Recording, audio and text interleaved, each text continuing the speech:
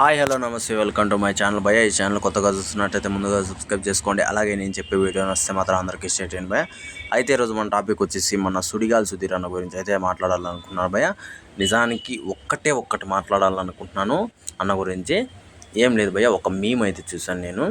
వీళ్ళు ఇంతకుముందు అంటే అనసూయ గారి గురించి, మన సుడిగాలి సుధీర్ అన్న గురించి ఏముందంటే ఆ మీమ్లో వీళ్ళు ఒకప్పుడు యాంకరింగ్ వద్దని చెప్పేసి సినిమాలు చేసుకోవడానికి వెళ్ళిపోయారు. ఇప్పుడు సినిమాలు లేక యాంకరింగ్కి మళ్ళీ వచ్చారు అని చెప్పేసి ఆ మీమ్లో అయితే ఉంది భయ.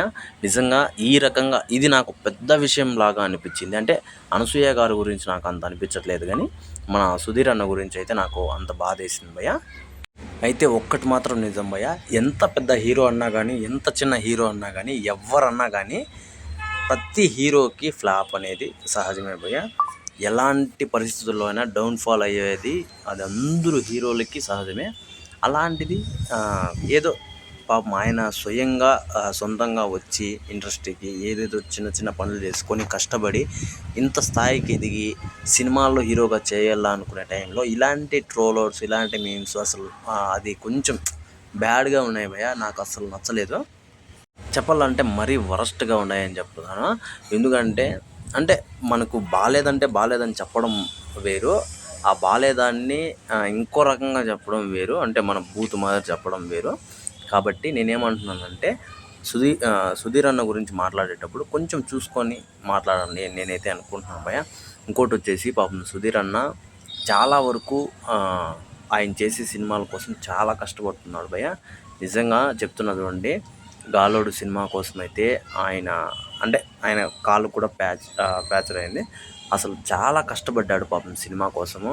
అంటే ఆ సినిమా కోసమే అని కాదు, ఏ సినిమా కోసం కానీ, జబర్దస్త్ కోసం కానీ, ఢీ షో కోసం కానీ ఆయన డౌన్ అయ్యి పక్కన వాళ్ళని ఆయన మీద పంచులు వేసుకొని ఆయన పక్కన వాళ్ళని లేపుతూ ఆయన లేయడం అని చెప్పేసి ఒక కాన్సెప్ట్ అయితే వాళ్ళైతే ఈయన్ని బాగా తొక్కి చూపించడం అయితే జరుగుతుంది. కానీ అక్కడ హైలైట్ అయ్యేది సుధీర్ అనే భయ్య.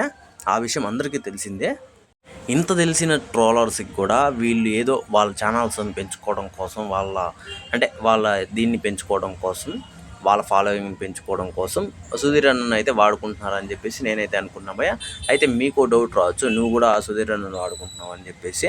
నిజంగా సుధీర్ అన్న నా ఛానల్లో చూడండి, నేను ఎక్కువ సుధీర్ అన్న గురించి ఎప్పుడు కూడా బ్యాడ్ మాట్లాడను, ఉన్నట్టుగానే చెప్తాను. ఎందుకంటే ఆయన కష్టపడే మనస్తత్వం లాంటిది నాకు బాగా నచ్చింది. ఒక్కటి మాత్రం నిజము, సుధీర్ అన్న గురించి తప్పుగా అయితే మాట్లాడకండి ట్రోలర్స్ ఎవరికైనా సరే. అయితే ఈ విషయం మీద మీరేమనుకుంటున్నారు కింద కామెంట్లో తెలియజేయండి. మర్చిపోకుండా తప్పకుండా దయచేసి